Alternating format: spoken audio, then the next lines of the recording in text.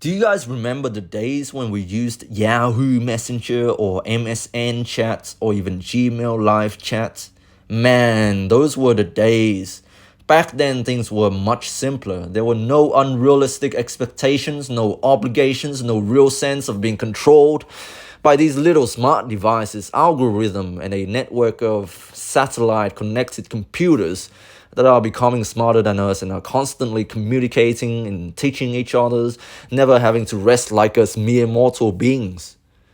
Why am I saying that things used to be simpler? Let me explain. I used to go to a physical class. Now, before you all start to call me old, yes, we do go to classes back in the days. Physical classes in person. Before 2020, before Rona, before everybody started using Zoom, before every little kid in their bedroom started their online social media businesses and started selling online courses on YouTube, teaching people how to live their lives even though they themselves barely lived theirs. Now, this was way back when I was a little boy. I was forced to go to English language school in Vietnam, and we sat on chairs behind a big desk, and we had multiple rows of desks in a classroom with the teacher's desk at the front and a blackboard. I remember one day I was so bored in class that I started scribbling on my table. I wrote hello or hi or whatever on a wooden table with a smiley face.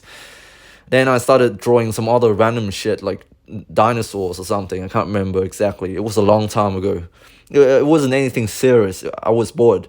I did those things without thinking much of it, and or the teacher also didn't really care. My table mate did take a quick glance at it, but didn't really make a big fuss out of it or anything. By the way, the table was covered in scribbles from possibly other bored past students. Learning English was a chore in Vietnam. It's common for teenagers whose parents have sunk a big chunk of their investment on the kids' future by taking them to language classes, for them to skip classes and go to the computer lab to play games. But I was too good of a kid to do such things, so I was stuck in that class, bored shitless, and I was scribbling on my table.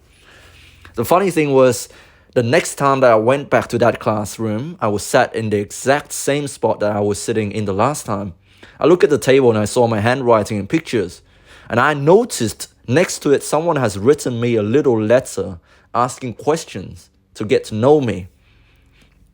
Now, it has been a long time, so I can't remember exactly what was written, and I couldn't have taken a photo because this was way before kids were given mobile phones to carry to school. But that got me really excited for some reason. Who is this person? Who is this longing soul? How blessed was I to receive a message from a stranger, perhaps a fellow student, who were also bored out of their mind, wanting to befriend me. It could be anyone really, but from the neat handwriting, I wanted to believe that it was a girl. There must have been a love heart written on that table for me to believe that it was such. So for the next few weeks, I always looked forward to come to class. It was indeed a girl who wrote me those table scribble messages. Well, that's what it said anyways. So I looked forward to class not because I wanted to learn, but because I wanted to read what this girl has written to me. I always choose to sit at the exact same spot. The table now has become graffitied with our love messages, but I could always figure out which one is her handwriting, and I could always figure out which messages were directed to me. Well, that's what I wanted to believe anyways. Mind you, I was about 8 here. I can't remember exactly what happened after those weeks, but eventually the messaging did stop. But I still think our connection was indeed very strong. So after that, the school bought new tables and our class had to move to a different physical classroom.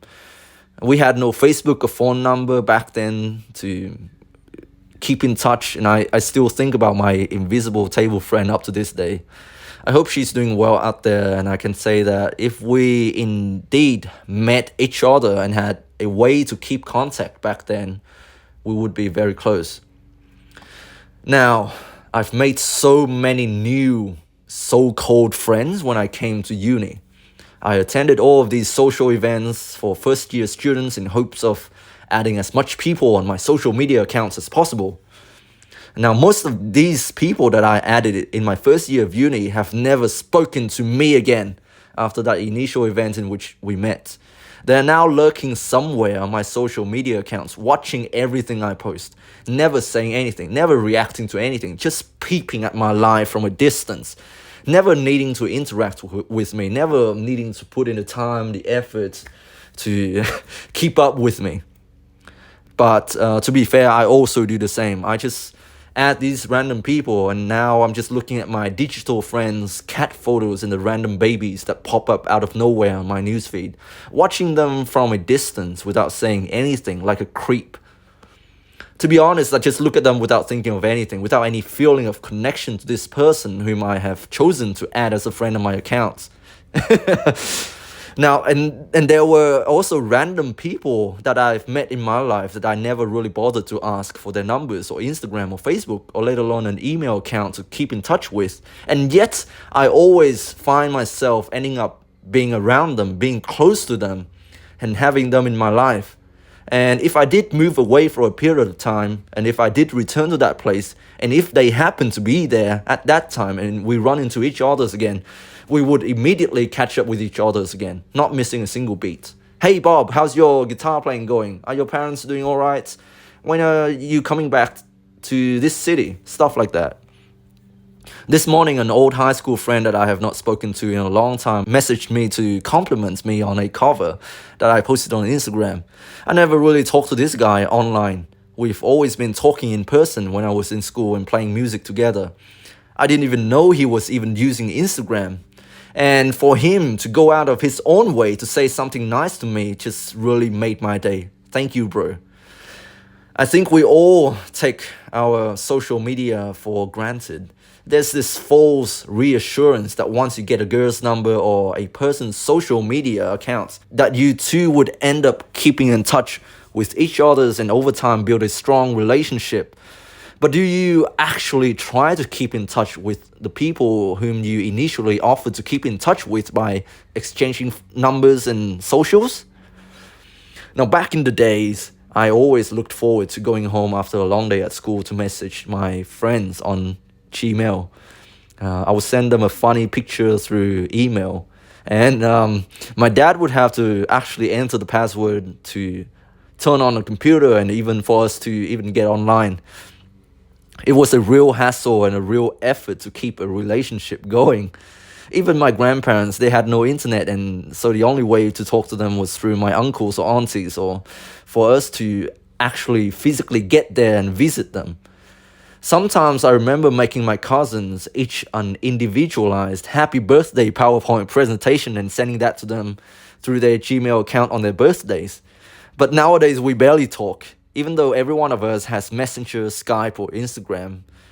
So yeah, it's a real misconception in this modern age that once you get someone's social media accounts, you think you've earned that relationship. They will always be in your pocket, right? Just say happy birthday every year when that notification goes off. And they'll remember you and they'll be in your life, right? People, I think they want to add as many people as friends as possible just for that number to show on their profile, and have as many followers as possible. But do you actually know all of these people, and do they actually care about you?